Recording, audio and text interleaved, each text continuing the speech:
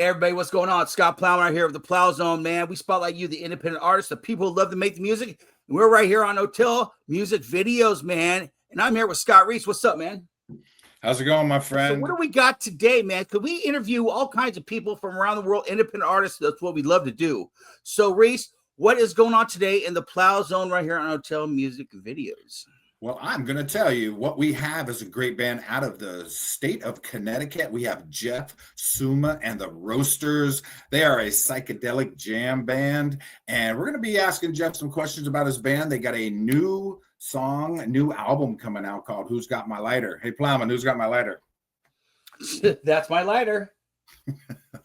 All right, guys, we are going to bring Jeff on right now. We're going to be talking about his new album and how he got into music. This is Jeff. Coming on the Plowzone. Come on, Jeff, what's up? Hey, how's it going, guys? What's going on? So let's start with this. Let's start with this, man. So I don't have to say your inspiration behind the song. Who got my lighter? Yeah. Well, we're heavy pot smokers, so smoking a lot of weed, you know, and then people always taking your lighter, so it's always disappearing somewhere. On our first album, we had a song that became kind of a cult classic called High Now, and this was kind of I was trying to make a follow-up with this album on that. So talking about something I know, you know, missing lighters and smoking pot and hanging out with people. Hey, I tell you out there, how many people hasn't had that happen in their life, right? Like I came with something like 10 years ago, Reese. That's my lighter. I actually put it on a lighter that said, that's my lighter. I think there's a couple floating around out there somewhere, but they're probably empty by now. You know what I'm saying? Oh, yeah. I might have one in my pocket. Wait, nope. Nope, that's not my lighter. All right. So, Jeff, what got you into music, man? What made you start doing it for a living, say? Just the love of watching all the bands that I grew up with. You know, it started off with kind of blues stuff. I used to listen to my dad's like 50s music stuff, and then in high school really got into the heavy metal. It was at the right time to see all the great bands, Sabbath, Maiden, Dio, all that stuff play live, and then started to experiment with psychedelic drugs like LSD and got into all the San Francisco jam bands like Grateful Dead, and of course loved the Allman Brothers, stuff like Pink Floyd. So it makes you want to play and write songs, you know. So that's right. So tell me, man, if you could sit down and have a conversation with anybody, who would it be, man? If you sit down and just pick their brain about music, who would it be? Probably John Cipollina from Quicksilver Messenger Service. Always been one of my favorite guitar players. Just really rips it up, and he used to build like a lot of his own gear and stuff. And he was like a true San Francisco rocker. You know, I used to go see him a lot, but unfortunately died of emphysema back in the late 80s. So he died fairly young, but that'd be a cool conversation. So where'd you grow up, man? West Coast? Right here in Connecticut, but in like 86, I lived in the Bay Area for a couple of years, and I got to go out and see all the bands and stuff. I lived off of the edge of the Panhandle and on Lion Street in San Francisco for a while. But yeah, I grew up out here in Connecticut, the tiny little state of Connecticut. Really, man? We're both California boys, man. So Reese, go ahead. You got some questions for Jeff right here? Walk us through the writing process for your band. You guys come up with a riff, you come up with a lyric. How does that work for you? Yeah, I write all the lyrics and then the main framework of all the songs, but it works differently. Like, for example, the song, Simple Song that's on the album, I wrote that simultaneously, like was jamming, came up with the lyrics kind of almost at the same time. But usually when I'm practicing or rehearsing, I'll keep working on different riffs and chord patterns that I like, and then separately I'll come up with song ideas and things from listening to books or when I'm driving or just chilling or whatever. I think up stuff and I start formulating those lyrics into a fuller song, and then kind of combine the two as best as possible. Sometimes I start off with a piece of music that doesn't necessarily end up working with the lyrics, and so I, you know, change it around or stuff like that. But that's basically the process. All right, well, let's take a step back. And when did you start playing guitar, or when did you say, hey, I want to make music the main function of my life? Well, I mean, I started playing when I was 12, but not really seriously till I was in my mid-20s probably. But I don't know when I decided to make the mistake to try and make it my life, because you don't make any money at it. But luckily, I have a good day job. You are correct. Or being a radio station that promotes independent bands. Yeah, that's right. I promote independent music. Yeah, I mean, we make less now in general than we made in the 80s. You know, bands, you hear it from everybody. It's like the pay scale hasn't gone up much, and it's pretty tricky. But I just love playing. The whole band loves playing. We love jamming together. We love watching people, you know, sing our lyrics and dance and hang out with us and ask us questions after shows stuff. So that's what it's really about. Is just we just love playing.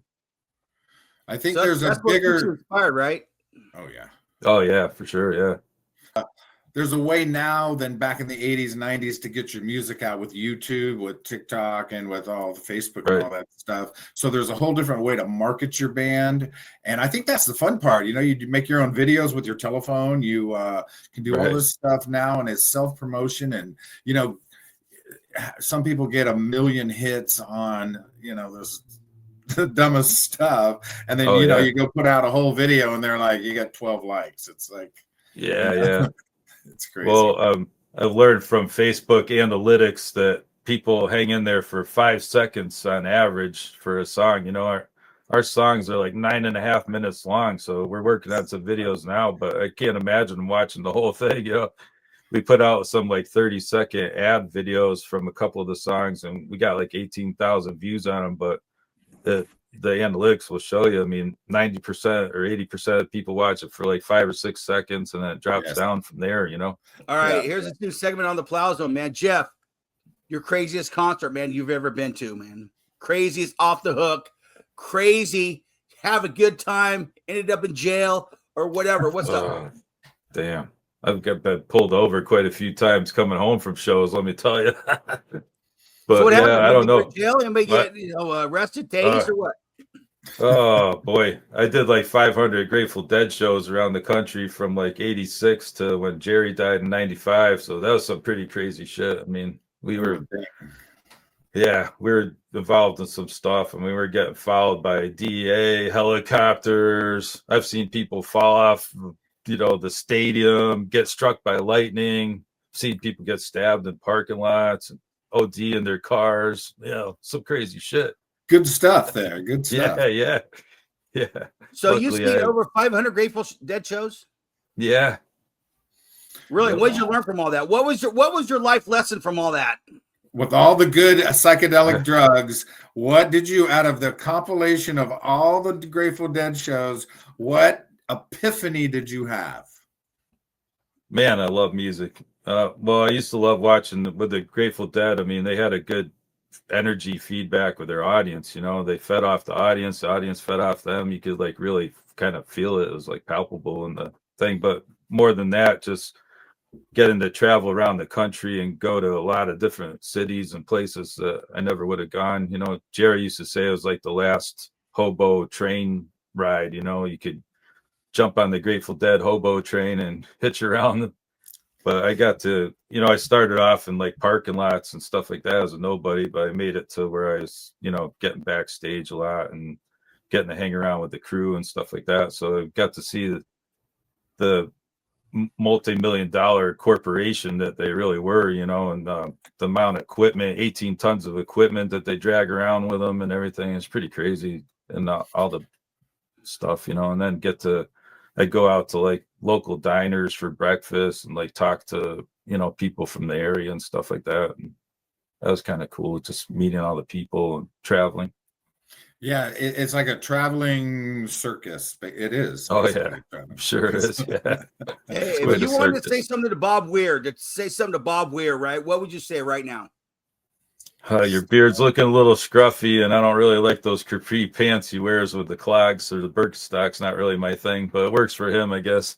He's got like the fedora hat and a cloak now, and like the capri pants, but whatever. He lives close up here. What he did, he can wear wherever the fuck he wants. That's it, man. Some people are like, "Oh, Bob's cashing out with these Spear shows." I'm like, he's been doing this for a long time. He deserves to finally cash out. Definitely. Right. Go ahead, Reese. All right, let's talk about your new album. Talk to us about when it came out and what we can expect from it. There it is.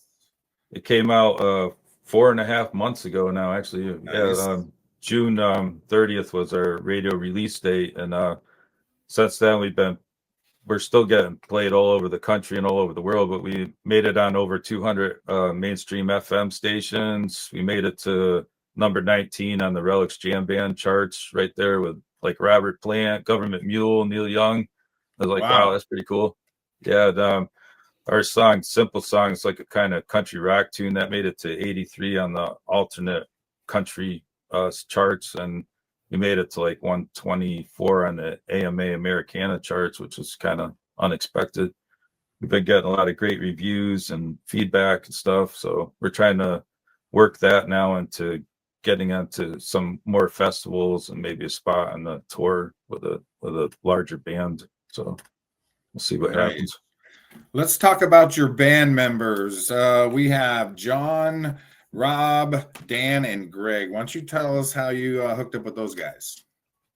Yeah, well, with Rob and John Blanton and Rob Delheisen, my bass player, and other guitar players, I was able to find them on Craigslist, which was pretty wild. After weeding through, you get like a lot of responses, so you have to weed through a lot of people. But as soon as I talked to them, each one of them on the phone individually, the first time, we really hit it off, and that's pretty much been the core of the band now for 8 years. And then I knew Greg, the keyboard player, so we added him in. We had a saxophone player for a while on the first album, but he ended up kind of fading out. And then we got Dan Ferrara, our drummer, I'd say about 3 or 4 years ago now, and he's been great on the drums. He's really very diverse drummer. And then as far as the album goes, we had 10 musicians on it. We had some guest horn players, pedal steel, percussion, stuff like that. So to round it out. Our audience wanted to come and check out your band. What could we expect you live in concert? A lot of jamming. We love jamming.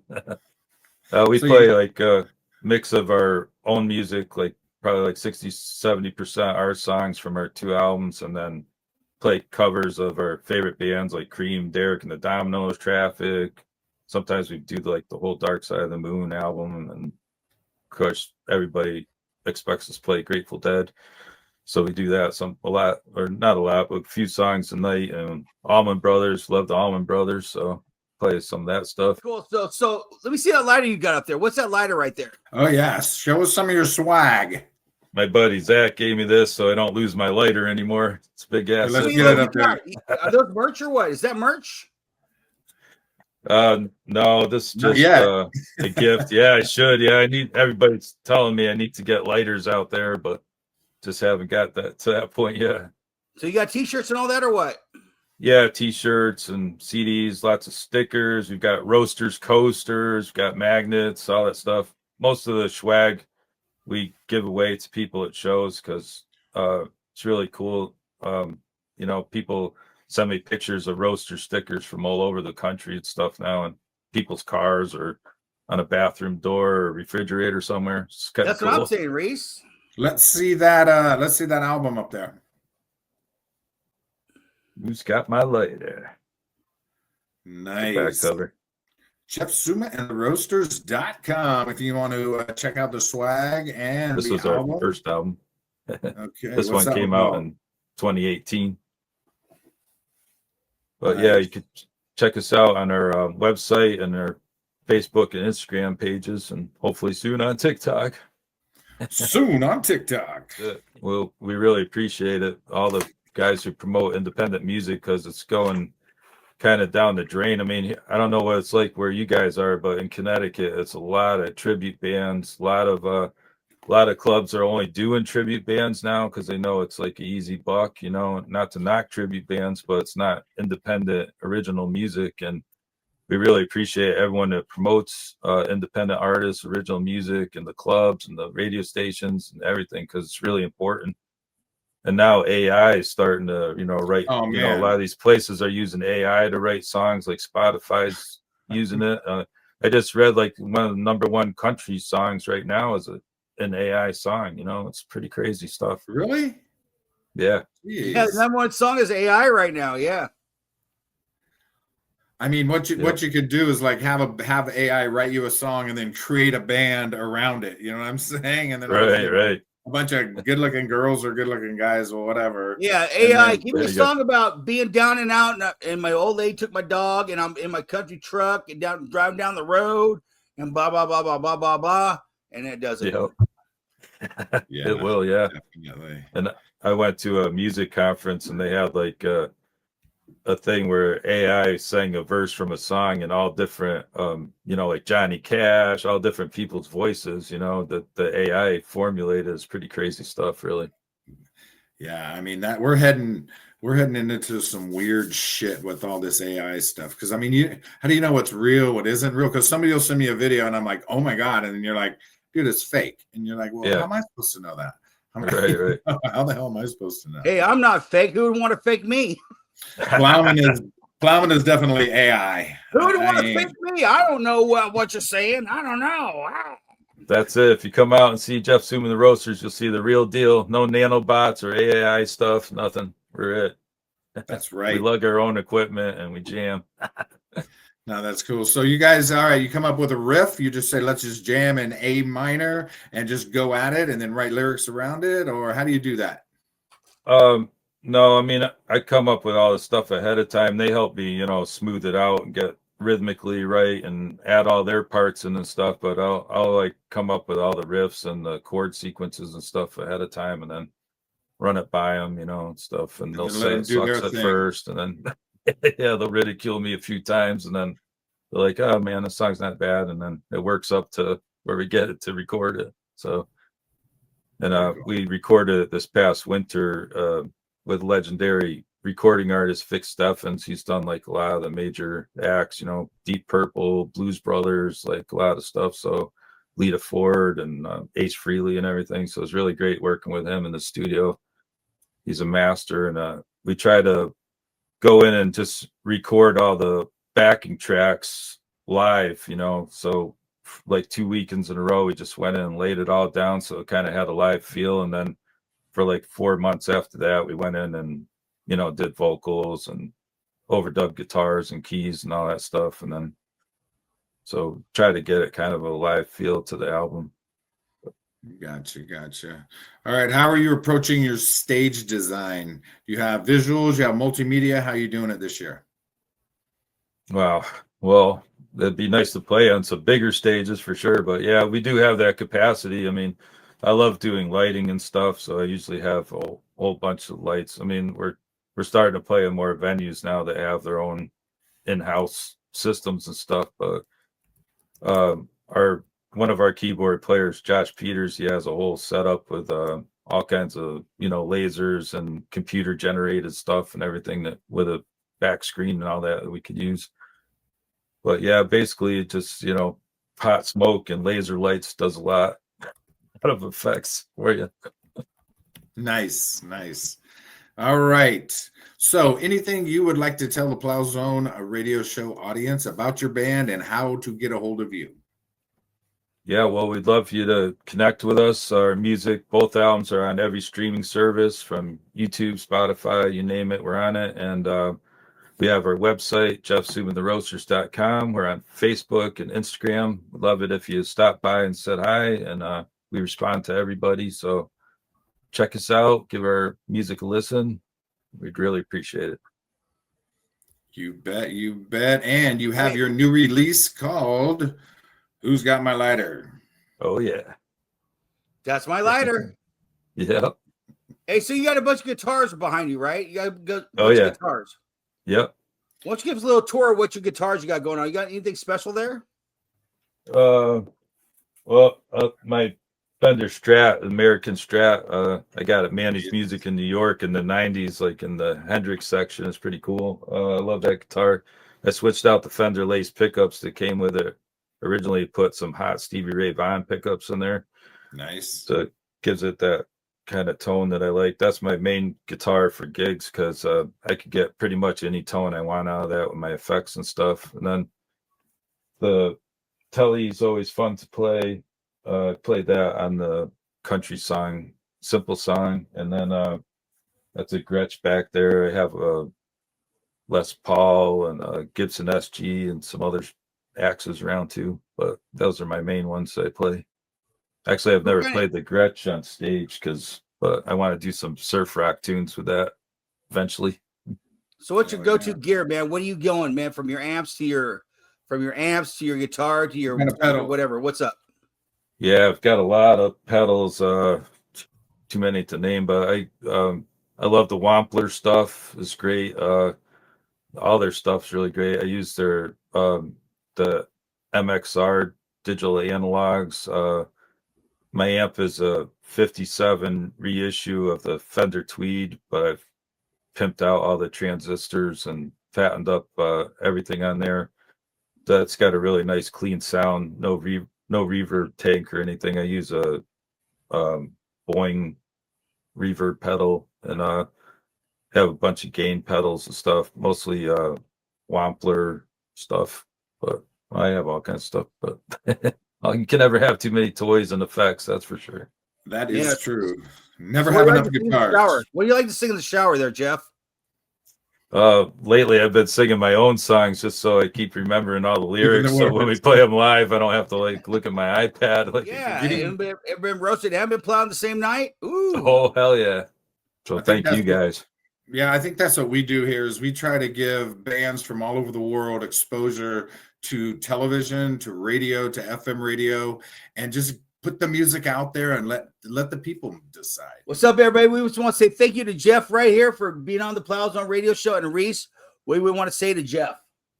Jeff, hey, very, very nice talking with you, my friend.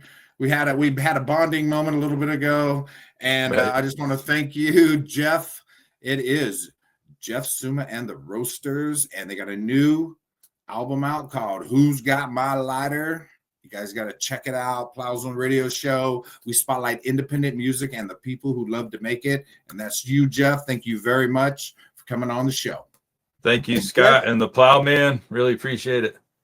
And Jeff Summa and the Lighters just got plowed. Oh, right. Yeah. And you guys just got roasted. We got roasted and plowed right here. Hell yeah. Hey, it's a good time. Got my lighter? Where's my lighter? Right. Who's got my lighter?